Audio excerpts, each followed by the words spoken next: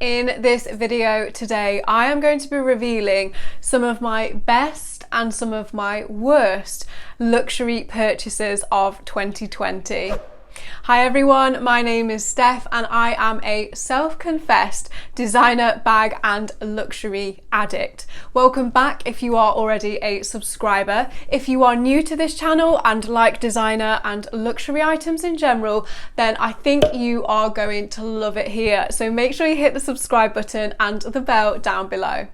So I'm going to start off with the best purchases that I have made throughout 2020. So my first item that was one of my best purchases of 2020 is the Louis Vuitton OnTheGo tote bag. Now granted, I haven't had a lot of reason to use this, so it's only been used a few times, but every time I look at it, it just fills my heart with joy.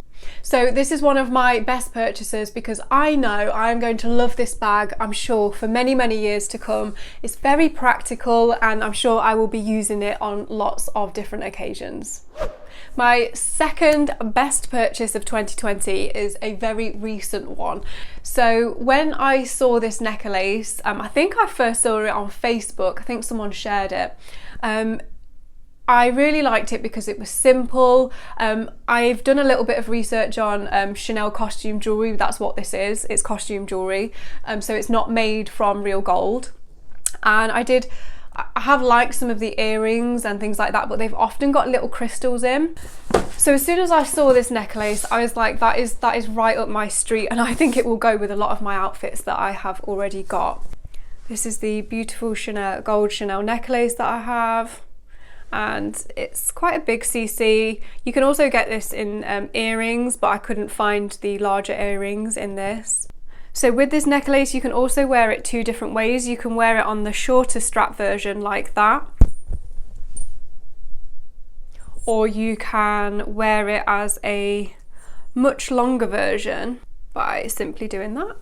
And I wouldn't wear it at this length with this shirt, but that's just an example. So I like again that you can wear this necklace in a few different ways. It's all solid gold colour. I prefer gold to silver jewellery, and there aren't any gems or anything that can kind of fall out of the necklace. So for me, I'm hoping, I do think this is going to be a really good purchase, and I'm sure I'm going to get a lot of wear out of it.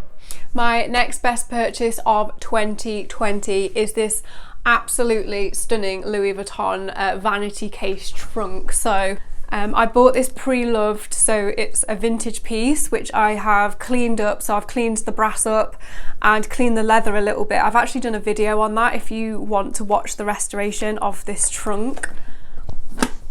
But it's got Louis Vuitton on the handle there and the luggage, the beautiful like lock on the front. Now these vanity cases, if you are buying one brand new, do cost quite a lot of money. I think just over £3,000, nearly £4,000. And the vintage ones are actually lined with leather. So this is lined with leather, whereas the newer ones I think are lined with felt as opposed to leather. So if you can get a vintage one, I would highly recommend that. I tend to put it there on this table kind of when I'm filming, so you might get a few glimpses of it. But if you have like a dressing table or a nice area where you want to get ready, this just really is like the show-stopping piece of any dressing table. One of my next best purchases would be from Gucci. Now, this is the Gucci Marmont belt, which you might have seen in a few of my other videos when I'm wearing it. Now this belt gets a lot of rap now from a lot of other YouTubers. Now I do get why some people don't like this belt, you know, a lot of people have it because it's been so popular. So if you do go out and wear it, there is the chance you might bump into someone who is wearing the exact same belt, which is never fun. Luckily that I have never noticed that when I've used this belt. But the reason that I do like this belt so much is just that it really does actually add something a little bit extra to your outfit. So for example, I often wear jeans and just either a jumper or a shirt like I'm wearing now. I tend to go for more plain things, just to kind of keep my outfits a little bit more simple. That's more my style. So by adding this, it's like adding a rather large piece of kind of jewellery to your outfit.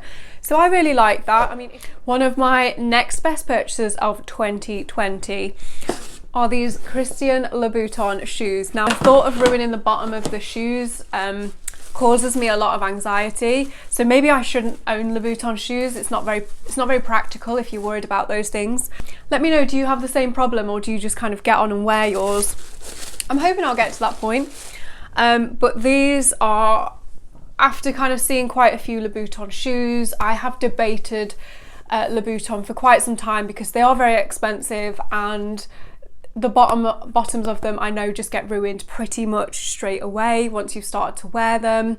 I can't bear the thought of that, but I know it's going to happen. So these are the Pigalle Follies. I think I've said that right, Pigalle Follies.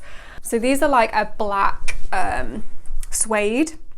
As you can see, I've never used them yet, but they're very beautiful. And even though they're not the best purchase in terms of I am nervous about ruining the bottom of these shoes, I am super glad that I've got them, because I know when eventually we are allowed out and I go like for a nice meal or something like that, these are the shoes that I am going to wear, and I really can't wait to wear them. Now let's move on to some of my not so great purchases of 2020.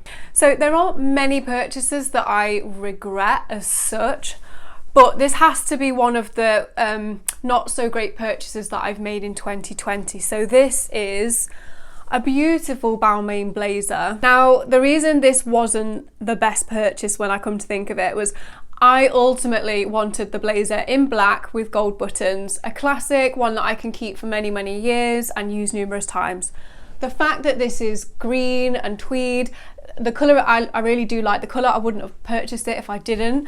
But if I'm being realistic, I'm probably not really going to wear it, and I think deep down I really wanted the black one with gold buttons. I finally accepted the truth and I purchased the blazer in the colourway and the fabric that I wanted. So a plain black with the gold buttons, and I absolutely love it. So there is absolutely no point in me having these two blazers. I know some people have more than one colour, but for me, I know this is the one that I am going to go to when I need to wear a blazer.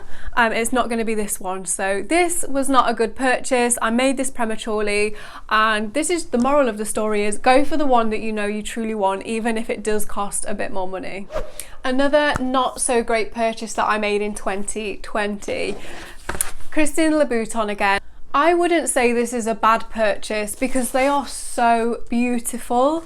Oh, these are so nice. Now you'll know that Louboutins don't stay around long when they are put into sales, especially not when they are this beautiful.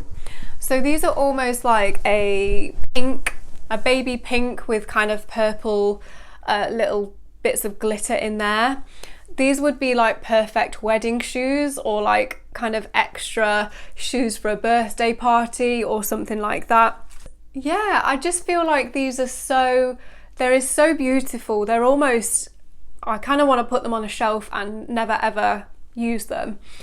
But they're just so like glittery, and they're kind of like a New Year's Christmas vibe, and we haven't really had that vibe this year. So for me, these were a good purchase in the sense they are very pretty, but also not the best purchase in terms of cost per wear. These wouldn't be very effective.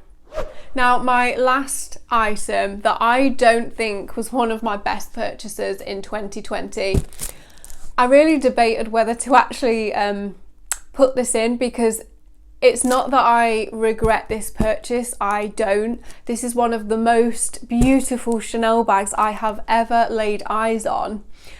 But if I'm being realistic, it's not the most practical. Can you guess what it is? In this huge box. Oh, let me open it.